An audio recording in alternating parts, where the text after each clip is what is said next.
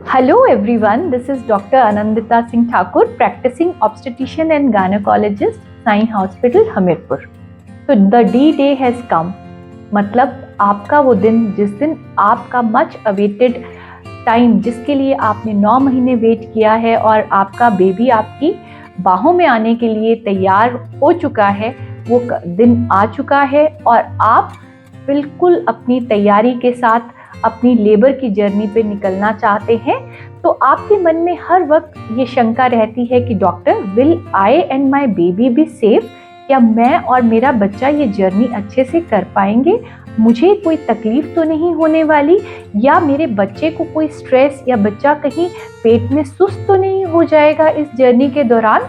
तो हम आज लेबर डिलीवरी के प्रोसेस को एक्सप्लेन करेंगे और थोड़ा सा जानेंगे कि आपको नॉर्मल डिलीवरी में क्या क्या होने वाला है और उसके अलावा आपको नॉर्मल डिलीवरी के बाद क्या केयर अपनी करनी है, हॉस्पिटल में आपके साथ क्या होगा। तो आपके मन में बहुत सारे अननोन फियर्स रहते हैं कि मेरे साथ लेबर रूम में क्या क्या होगा, क्या किसी को अलाउ किया जाएगा मेरे साथ या नहीं, ऐसी बहुत सारी क्वेरीज रहती हैं। तो सबसे पहले हम जानते हैं कि आप कब पूरी तरीके से तैयार हैं। जैसे ही आपका लास्ट ट्राइमेस्टर खत्म होता है, या फिर कहें कि हम 37 वीक्स से लेके 42 वीक्स तक आपकी डिलीवरी कभी भी हो सकती है। आपको एक्सपेक्टेड डेट ऑफ डिलीवरी आपके डॉक्टर ने भी दिया होगा, पर बहुत सारे लोग उससे पहले या बाद में भी डिलीवर करते हैं। तो जब भी आप 37 वीक्स क्रॉस करें, अपनी तैयारी आपको पूरी रखनी है। अपने सामान के साथ, डिलीवरी किट के साथ, बेबी किट के साथ आपको तैयार रहना है। अब पता कैसे लगेगा वो कौन से सिम्टम है? तो 3 चीजें आपको हो सकती हैं नॉर्मल लेबर के प्रोसेस में। सबसे पहली है लेबर पेन। अब लेबर पेन कैसी होती है? ये उस डिस्कम्फर्ट से थोड़ा ज़्यादा होगा जो आप नॉर्मली डे टू डे में इन 9 महीनों में झेलते आ रहे हैं। आपकी जो पेन्स हैं वो सबसे पहले 10-15 मिनट में आएगी, बैक से पेन आएगी फ्रंट की तरफ और नीचे की तरफ जाएगी, और आपका साथ में उस टाइम आपका जो पेट है वो थोड़ा हार्ड हो जाएगा। अगर आप पेट पे हाथ रखेंगे तो ऐसा लगेगा कि हार्डनिंग ऑफ स्टमक हो रहा है, और ये धीरे धीरे इसकी फ्रीक्वेंसी बढ़ेगी। माने कि जैसे ये पहले 15 मिनट में, 20 मिनट में इर्रेगुलर से टाइम पे हो रहा होगा, फिर धीरे धीरे इसका इंटरवल शॉर्ट होता जाएगा। ये लगभग 5 मिनट में आना शुरू हो जाएगा और कॉन्ट्रैक्शन आएगी, और लगभग 15 से 20 सेकेंड तक रह के फिर ये आपका यूट्रस रिलैक्स हो जाएगा और आप पेन फ्री फील करेंगे। ये फ्रीक्वेंसी भी बढ़ेगी पेन की और इंटरवल शॉर्ट होता जाएगा, मतलब कि धीरे धीरे हर 5 मिनट में आपको दर्द आएगी, और दर्द का ड्यूरेशन 15-20 सेकेंड से हो सकता है 45 सेकेंड्स तक जाना शुरू हो जाए। तो ये पहला था लेबर पेन।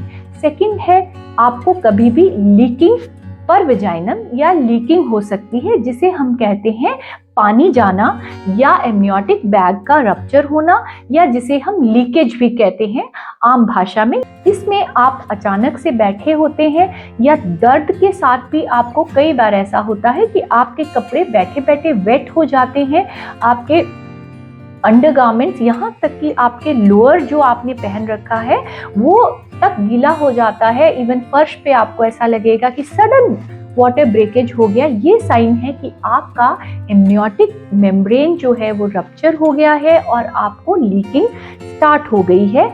इम्पॉर्टेंट ये है कि आप इस वक्त टाइम नोट करें कि किस वक्त मुझे लीकिंग हुई है, क्योंकि ये बहुत इंपॉर्टेंट क्वेश्चन है जो आपकी डॉक्टर आपसे पूछेंगी।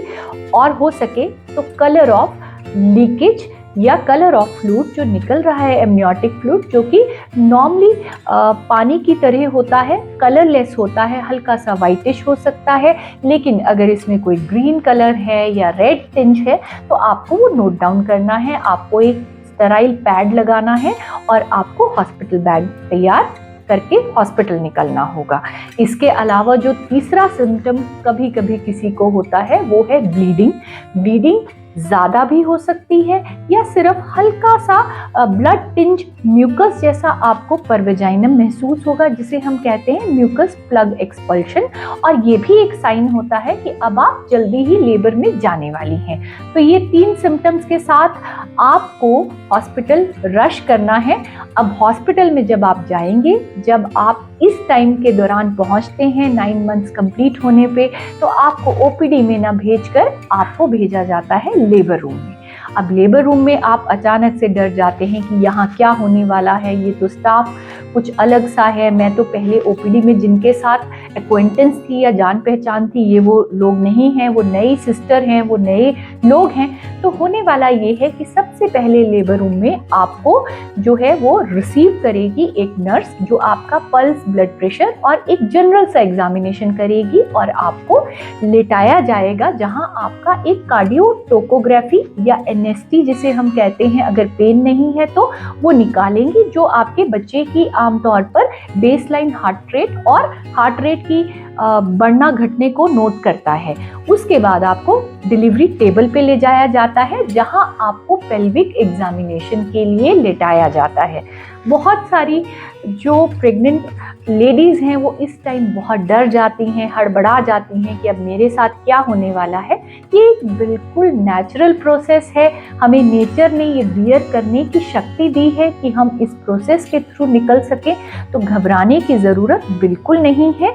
यहाँ पे आपको आपकी डॉक्टर मिलेंगी और आपकी डॉक्टर आपका चेकअप करेंगी, जो कुछ क्वेश्चंस और क्वेरीज आपसे पूछेंगी, जिसमें इम्पॉर्टेंट ये रहेगा कि आपको किस वक्त पेन स्टार्ट हुआ है, किस वक्त लीकेज स्टार्ट हुआ है, कोई और तकलीफ तो नहीं है, हेडेक तो नहीं है, या और कोई आपको उसके साथ सिम्टम तो नहीं है। एग्जामिनेशन करके वो आपका एक पेल्विक एग्जामिनेशन करेंगी और उसके बाद वो आपसे डिस्कस करेंगी और आपके रिलेटिव से डिस्कस करेंगी कि आप कौन सी स्टेज ऑफ लेबर में हैं और आपको एक्सपेक्टेड टाइम ऑफ डिलीवरी अब आपको कितना लगने वाला है। जैसे कि आपको बताया जाएगा कि आप एक्सपेक्टेड हैं कि अगले 6 घंटे में डिलीवर करें, जो कि बहुत एक्यूरेट टाइम तो नहीं होता है, पर फिर भी आपको मेंटली एक प्रिपरेशन हो जाती है कि इतने देर बाद I will receive my baby, या मुझे अब इतना देर पेन रह सकती है। उसके अलावा आपको वो बताएंगी कि आपको इस टाइम में क्या क्या प्रिकॉशंस रखनी है, आपको वो लेबर पेन कैसे बियर करना है। ब्रीदिंग एक्सरसाइजेस बताएंगे कि आप लंबा गहरा सांस लीजिए, आपसे डिस्कस किया जाएगा कि आप पेन ले सकते हैं या कोई पेन किलर इंजेक्शन की ज़रूरत है या एपिड्यूरल की ज़रूरत है। ये सब डिस्कशन आपके साथ डॉक्टर करेंगी। उसके बाद वो आपको एक आईवी लाइन या कैनुला, वो इसलिए क्योंकि इमरजेंसी में हमें कोई ड्रग देना हो या आपसे खाना पीना ना खाया जाए, आपको कुछ ग्लूकोज या आईवी फ्लूइड्स लगाने पड़ते हैं, तो उसके लिए एक आईवी कैनुला फिक्स किया जाएगा। इसमें कोई घबराने की बात नहीं है, यहाँ तक की जर्नी बिल्कुल एब्सोल्युटली नॉर्मल है। अब अगर हम बात करें कि लेबर क्या चीज़ होती है, लेबर बेसिकली 3 स्टेजेस में हम इसको ब्रॉडली समझ सकते हैं। फर्स्ट स्टेज ऑफ लेबर होता है जो यूट्रस का मुंह रहता है, जहाँ से बच्चे को वो पूरा पैसेज क्रॉस करना है, जिसको हम सर्विक्स कहते हैं, उसकी सॉफ्टनिंग के साथ, डायलिटेशन के साथ और शॉर्टनिंग के साथ माना जाता है। ये होती है लेबर की फर्स्ट स्टेज। सर्विक्स की डायलिटेशन 3-4 सेंटीमीटर्स के बाद हम मानते हैं कि आप एक्टिव स्टेज में एंटर कर गए हैं, और इस स्टेज में हमें हर 2-3 घंटे बाद आपको चेक करना पड़ सकता है, depending on your pelvic findings कि आपका सर्विक्स कितना सेंटीमीटर मुंह खुला है। सर्विक्स 10 सेंटीमीटर्स जब ओपन हो जाता है तो हम कहते हैं कि अब आपकी डायलिटेशन पूरी हो चुकी है। यह है first stage of labour. Second stage of labour होती है आपके बेबी की जर्नी थ्रू द पैसेज, मतलब डिसेंड ऑफ हेड जो है वो ऊपर से आपकी पेल्विक कैविटी से होता हुआ पेरिनियम तक या बिल्कुल पेल्विक फ्लोर तक जो आ जाता है, तो वो सेकेंड स्टेज ऑफ लेबर होती है। और सेकेंड स्टेज में जब आपका बेबी पेल्विक फ्लोर पर आ जाता है तो आपको बियर डाउन करने के लिए बोला जाएगा, या उस टाइम आपको एक सेंसेशन होती है जैसे आपको पॉटी जाना है या पूप करना है, तो आपको उस टाइम बताना है डॉक्टर को कि मुझे अब ये फीलिंग हो रही है कि मुझे कुछ मोशन की तरह लग रहा है कि मैं पास करूं, तो उस टाइम हम अरेंज करेंगे कि आपकी डिलीवरी को हमें कंडक्ट कैसे करना है, क्या हमें तैयारियां करनी है। हमने वो ऑलरेडी तैयार रखा होता है, पर वो फाइनल स्टेज ऑफ अरेंजमेंट्स हम उस टाइम करते हैं जब आपको ये बियरिंग डाउन की फीलिंग होगी। तो इस टाइम आपको जो है वो हम लेबर टेबल पे ले जाएंगे, बच्चे का हार्ट रेट देखा जाएगा, बच्चे के हार्ट में कोई ड्रॉप तो नहीं है, वो सारा चीज़ स्टडी की जाएगी। आपको आईवी लाइन में फ्लूइड्स दिए जाएंगे, और हो सकता है आपकी पेन्स को बढ़ाने के लिए कोई इंजेक्शन भी दिया जाए, या बच्चे दानी के मुंह को खोलने के लिए कोई इंजेक्शन दिया जाए अगर उसमें कुछ प्रॉब्लम लग रहा है। और इसके अलावा एक जो ज़रूरी चीज़ है जिससे आप सब बहुत घबराते हैं, वो होता है एपिजियोटमी।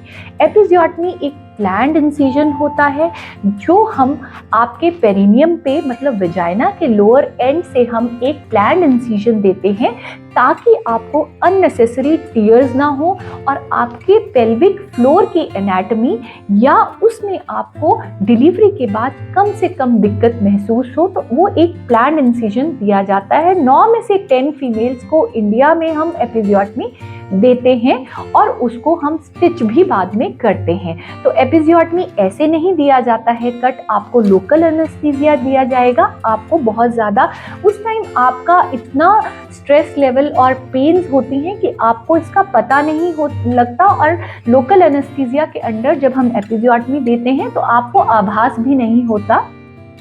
और फिर आपको डॉक्टर बोलेंगी कि आप पुश करिए या बियर डाउन करिए। बहुत सारा लेबर रूम सेंसेशन उस टाइम होगा, बहुत सारा स्टाफ आपके अगल बगल आपकी हिम्मत जुटाने के लिए होगा। आपसे कहा जाएगा पुश पुश, और आपको एक पूरा लंबा गहरा सांस लेके उस वक्त के लिए तैयार होना है जब बेबी बाहर आ जाएगा।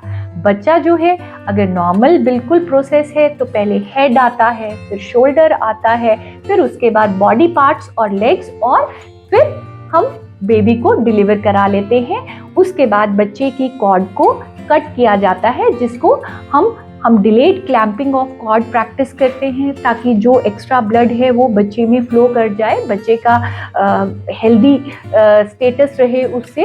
उसके बाद बेबी जो है वो पीडियाट्रिशियन को हैंड ओवर कर दिया जाता है। कई बार इस टाइम आपको अपने उस नन्हे मुन्ने की झलक देखने को मिलेगी। आप उस वक्त क्वेश्चन भी कर सकती हैं, मेरा बेबी ठीक है क्या? नॉर्मली आप पूछते हैं कि क्या हुआ है, तो आपको डॉक्टर आपको उस टाइम समझाएंगे कि ये हुआ है, आपका बेबी ठीक है, और पीडियाट्रिशियन के पास उसको वार्मर में दे दिया जाता है।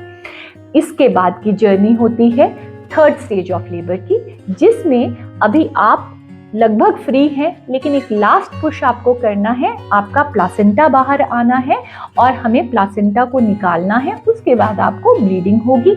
नॉर्मली उसके बाद आपको करना कुछ नहीं होता है, आपको रिलैक्स करना है, बिल्कुल सोने की कोशिश करनी है। आपको थोड़ा सा हम कई बार सिडेट भी कर देते हैं अगर बहुत एंजाइटी रहती है, और आपके स्टिचेस लेने की तैयारी करते हैं। कोई एक्सेस ब्लीडिंग तो नहीं है, कोई प्लासेंटा के पीसेस अंदर तो नहीं है, वो सब चेक किया जाता है। अब ये तो था बिल्कुल एब्सोल्युटली नॉर्मल जर्नी। इसमें बहुत बार बहुत सारी प्रॉब्लम्स आ सकती हैं अलग अलग स्टेज पे। कई बार ये लेबर लॉन्ग हो जाता है और नॉन प्रोग्रेस में कन्वर्ट हो जाता है। कई बार बहुत शॉर्ट होता है जिसे हम प्रेसिपिटेट लेबर कहते हैं, तो उसमें भी हमें बहुत सारी इमरजेंसी सावधानियां बरतनी होती हैं और तैयारी करनी होती है। और कई बार आपको ऐसी हफड़ा दफड़ी में इमरजेंसी सिजेरियन के लिए ले जाया जाएगा और डॉक्टर कुछ एक्सप्लेन करेंगी आपको और रिलेटिव्स को कि ये प्रॉब्लम हो गई है। उस टाइम आपको घबराने की ज़रूरत नहीं है। आपके लिए ओटी की तैयारी हमेशा, अगर आप एक अच्छे हॉस्पिटल में डिलीवर करते हैं तो विद इन 20 मिनट्स जो हैं आप सिजेरियन भी करवा चुके होते हैं। So don't worry at all about the well-being of your baby and yourself. We are really going to take good care of you. अब बात करते हैं कि इस टाइम आपके माइंड में क्या चल रहा होता है जब ये सब हो रहा होता है। जैसे ही डिलीवर होती है वैसे ही पेशेंट का एक क्वेश्चन होता है, अब मैं कब फ्री होने वाली हूँ, अब मैं कब फ्री होंगी, मुझे कब रूम में वापस भेजा जाएगा। नेचुरली आप एग्जॉस्ट हो चुकी हैं और आप बहुत भूख महसूस कर रही हैं, क्योंकि आपको जब ये पूरा फर्स्ट सेकंड थर्ड स्टेज है, आपको इस टाइम खाने का हम बहुत सारा रिस्ट्रिक्शन चाहते हैं, क्योंकि वॉमिटिंग्स होती हैं। तो हम कहेंगे सिर्फ आपने लिक्विड्स लेना है, या थोड़ा सा सॉफ्ट डाइट हल्की सी आप ले सकते हैं, चाय बिस्किट ले लीजिए या ORS लीजिए, नारियल पानी लीजिए, इस तरीके का। तो आप एग्जॉस्ट हैं, आप भूखी हैं, आपको भूख लग रही है, तो ये सब क्वेरीज आपके माइंड में आने लगती है। लेकिन हमें बहुत सारी चीज़ें अभी और चेक करनी होती हैं। उसमें इम्पॉर्टेंट होता है आपका यूट्रस, क्या वो कॉन्ट्रैक्ट किया है कि नहीं, आपको ब्लीडिंग कहीं ज़्यादा तो नहीं है। यूट्रस जब डिलीवरी होती है तो वो नेचुरली अपना यूट्रस का साइज जो है वो आपके अम्बलाइकस तक आ जाता है, यूट्रस हार्ड हो जाता है। एक नॉर्मल डिलीवरी में 300-400 ml ऑफ ब्लड लॉस जो है वो नॉर्मल है। अगर 500 ml से ऊपर हो तो कई बार आपको ब्लड की ज़रूरत के लिए भी आपके अटेंडर्स को इन्फॉर्म किया जाता है। तो हमें ब्लीडिंग चेक करनी है, हमें यूट्रस को चेक करना है, एपिजियोटमी को स्टिच करना है, और आपको अच्छे से एंटीसेप्टिक लगा के आपको सुलाना है थोड़ी देर लेबर रूम में। नॉर्मली हमारे यहाँ ये प्रोटोकॉल हम फॉलो करते हैं कि हम लेबर रूम से आधा घंटा पेशेंट को शिफ्ट नहीं करते हैं, ताकि हम वहीं पे सब चीज़ चेक करके आपको रूम में भेजें, ताकि आपके रिलेटिव्स को बाद में परेशानी ना हो, या वो डरे नहीं कि आपको क्या तकलीफ हो रही है। बहुत बार ऐसा होता है कि आपको जो है वो डिलीवरी के बाद बहुत सारी शिवरिंग या ठंड लगने लगती है, तो रिलेटिव्स बहुत परेशान हो जाते हैं कि ये क्या हो रहा है, दांत किटकिटा रहे हैं, सांस नहीं आ रहा है। ऐसे में आपको घबराना नहीं है। शिवरिंग होना एक एब्सोल्युटली नॉर्मल चीज़ है। इतने सारे हार्मोन्स अप डाउन हुए हैं और आपने इतनी बड़ी जर्नी कंप्लीट की है, आपका ऑलमोस्ट सेकेंड बर्थ है, ये रीबर्थ हुआ है आपका, तो ये शिवरिंग होना भी बहुत कुछ नॉर्मल होता है। इसके लिए हम आपको कुछ इंजेक्शंस देंगे, पर आपको इसमें घबराना नहीं है। अब होगा ये कि आपको स्टिचेस लिए जाएंगे, वो सेल्फ डिजॉल्विंग सूचर्स होते हैं जो अपने आप गल जाते हैं। आपको हम एपिजियोटमी की केयर के बारे में बाद में बताएंगे। इससे पहले आपको बेबी को कई बार दिया जाता है कि आप बच्चे को सक करवाइए, या आपको ब्रेस्ट मिल्क आ गया है कि नहीं। लैचिंग जो है वो बच्चा, इस प्रोसेस को लैचिंग बोलते हैं, कि आपको बच्चे को आपके चेस्ट पे रखा जाएगा और बताया जाएगा कि सक कैसे करना है। तो it is not that easy, but in सब की प्रिपरेशन अब आपको करनी है। और कुछ लोग ऐसा होता है कि डिलीवरी हुई एंड आफ्टर 6 आवर्स या नेक्स्ट रात में डिलीवर हुए और नेक्स्ट मॉर्निंग दे आर कि हमें हॉस्पिटल से घर कब डिस्चार्ज किया जाएगा। नॉर्मल डिलीवरी के बाद हम 3rd डे आपको डिस्चार्ज करते हैं, और ये पीरियड बड़ा इंपॉर्टेंट होता है, क्योंकि इसमें हम आपको सिखाएंगे सेल्फ केयर करना। इसमें आपको बेबी केयर सिखाई जाएगी, आपकी बेबी की केयर, कोई साइंस ऑफ जॉन्डिस या कोई बच्चे में फीड लेने में प्रॉब्लम, कॉर्ड का केयर, उसका पीडियाट्रिक जितना चेकअप है और इम्यूनाइजेशन है वो सब होना होता है। इसके अलावा आपकी एपिजियोटमी को हम उसको या तो आइस पैक या फिर कहीं पे वार्म उससे या इंफ्रारेड से उसको हम सेक करते हैं, और आपको सिखाते हैं कि एपिजियोटमी को आपने डिसइंफेक्ट रखना है। आपको दिन में 3 या 4 बार आपको गर्म पानी में अपना सेक करना है। हो सके तो उसको आप जब भी वॉशरूम जाएं तो आप उसमें थोड़ा सा एंटीसेप्टिक ऑइंटमेंट लगाएं। आपको मोशन आगे के तरफ वॉश नहीं करना है, आपको पालथी मारकर नहीं बैठना है बहुत देर के लिए, और हो सके तो नरम सरफेस पे बैठें, हार्ड पे ना बैठें। और थोड़ा गर्मियों के दिन होते हैं तो हम कहते हैं कि थोड़ा आप ओपन रखिए। आपको पैड अपना रेगुलरली चेंज करना है ताकि उसमें हाइजीन रहे। ब्लीडिंग आपकी चेक की जाती है। अगर आप इस वक्त में पोस्ट डिलीवरी 6-7 आवर्स में या विद इन नेक्स्ट डे आप क्लॉट्स पास करते हैं तो इमीडिएटली आपको डॉक्टर को इन्फॉर्म करना है। It could be a sign of postmortem haemorrhage, जो कि एक रिस्की सिचुएशन होती है और हमें इमीडिएटली एक्शन में आना पड़ता है। आप तंग हो जाते हैं कि बार बार आके दाई माँ या सिस्टर या डॉक्टर जब भी आते हैं यूरिन पास किया या नहीं, यूरिन पास किया या नहीं, ये हमारे लिए बहुत इम्पॉर्टेंट होता है जानना। क्योंकि कई बार होता ये है कि आप डिलीवरी के दौरान जो यूट्रस का प्रेशर होता है वो ब्लैडर पे इतना होता है कि आपका ब्लैडर थोड़ा सा स्लो काम करता है। तो अगर आपका ब्लैडर एम्प्टी नहीं होता है तो भी ब्लीडिंग का चांस बढ़ जाता है। तो इमीडिएटली आफ्टर डिलीवरी आपको हम 3-4 घंटे में कहते हैं कि आप यूरिन जरूर पास करिए। अगर आप सोए हैं तो भी आपको उठा के बोला जाएगा कि जाइए आप यूरिन पास करके आइए। फिर नेक्स्ट डे से सब बोलना शुरू हो जाएंगे कि आपने मोशन पास किया या नहीं। तो वो भी बहुत इम्पॉर्टेंट है, क्योंकि अगर आपको कॉन्स्टिपेशन रहेगा तो आपको मुश्किल ये होती है कि कॉन्स्टिपेशन से जो आपके नीचे के स्टिचेस हैं उसमें पेन होने की या थोड़ा खींचने की संभावना बढ़ जाती है। तो आपको कुछ लैक्सेटिव या आपको नॉर्मल डाइट खाने के लिए एनकरेज किया जाएगा। तो ये सब टाइम जो है वो इम्पॉर्टेंट है आपकी ट्रेनिंग के लिए, कि आपको उस टाइम हम जो भी सिखाना है या समझाना है वो समझा सकें, क्योंकि इसके बाद आप बहुत रेगुलरली हमें नहीं मिल पाएंगे।